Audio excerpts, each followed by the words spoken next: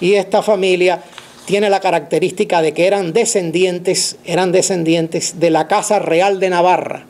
En realidad el apellido era Beaumont-Navarre,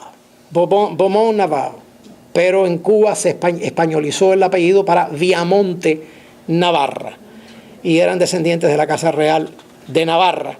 Y en Cuba enlazaron, por ejemplo, con la descendencia de los Recio en La Habana, estos Viamonte Navarra, muy importante esa familia.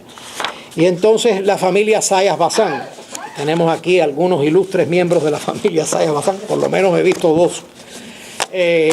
La familia Zayas Bazán proviene de Antequera, en Andalucía, más atrás de Écija.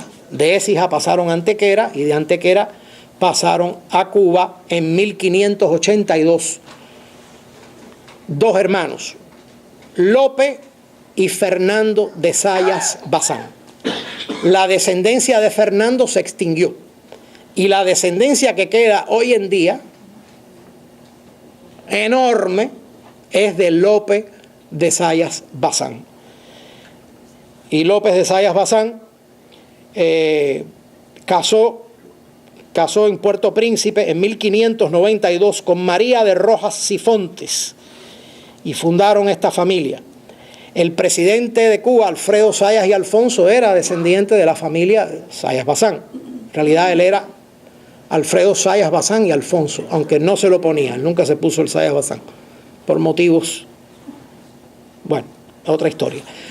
No se ponía el Zayas Bazán, él se ponía Zayas, nada más, pero era descendiente de la familia Zayas Bazán.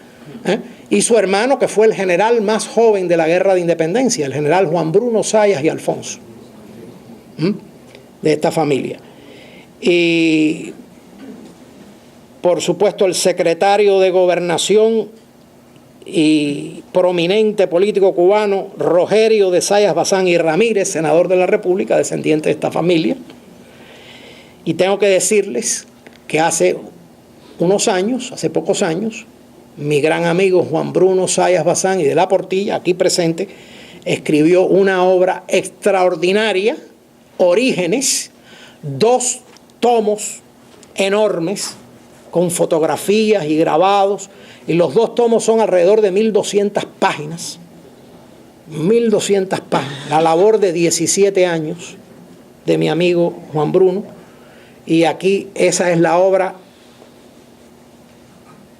absolutamente esencial para lo que se refiere a la familia Zayas Bazán, porque es la historia completa de la familia Zayas y después de los Zayas Bazán en Cuba. Bueno, y dejamos eso así.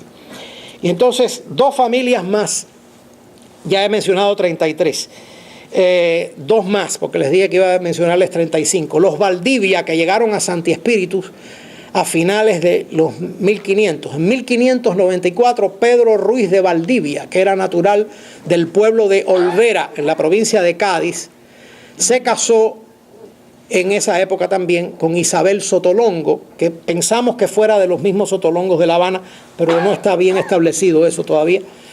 Y toda esa descendencia de Pedro Ruiz de Valdivia, este señor que era de Olvera, en Cádiz, en Andalucía, esa descendencia en Santi Espíritu se apellidó Valdivia, otra de las familias antiquísimas de Cuba en Santi Espíritu. Después están, y los Velázquez de Cuéllar. Diego Velázquez de Cuéllar, el conquistador de la isla de Cuba, no tuvo descendencia. Diego no tuvo descendencia. Pero sí hay descendencia de un pariente suyo, Alonso Velázquez de Cuéllar, que tuvo mucha descendencia, pero desaparece el apellido Velázquez de Cuéllar en la descendencia de Alonso. Pero había otro pariente, Baltasar Velázquez de Cuéllar y Robles, pariente también de Velázquez de Cuéllar, que tuvo una enorme descendencia que llega hasta el día con el apellido Velázquez. No todos los que se apellidan Velázquez son de los Velázquez de Cuéllar, pero los descendientes de esta familia, que hoy en día se ponen nada más que Velázquez, son descendientes de ese Baltasar Velázquez de Cuéllar y Robles, que era pariente, posiblemente bastante cercano, del conquistador de Cuba, de don Diego Velázquez de Cuéllar. Y entonces hemos mencionado todo eso.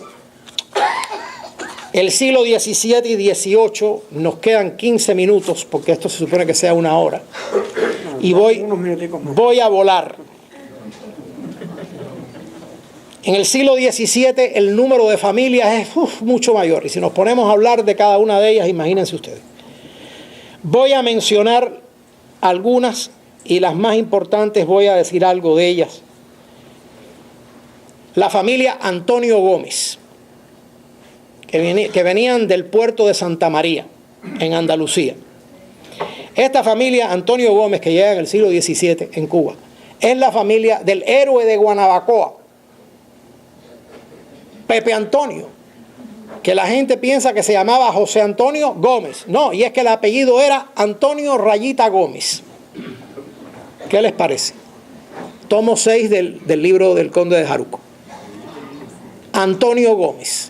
José Antonio Gómez y Pérez de Bullones era el nombre completo del héroe de Guanabacoa, Pepe Antonio, que combatió a los ingleses durante la toma de La Habana por los ingleses. Una familia.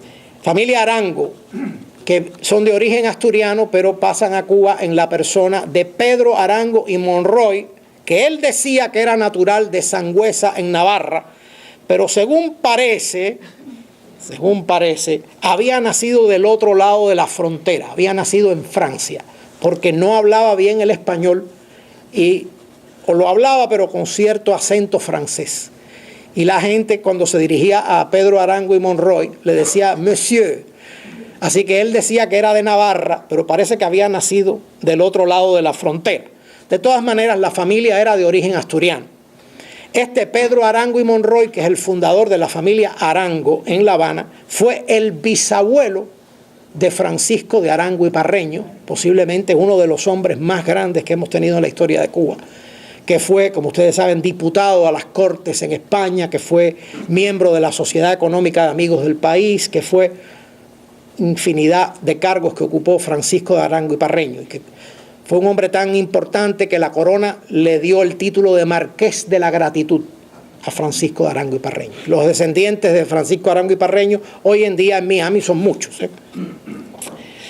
La familia Arteaga. Bueno, Arteaga es un apellido típicamente vasco, es un apellido del País Vasco, específicamente de Guipúzcoa. Pero el primer Arteaga que pasa a Cuba era de Sevilla, porque algún vasco se había mudado para Sevilla, y el primer Arteaga que pasa a La Habana era sevillano y se llamaba Martín de Arteaga y Erazo.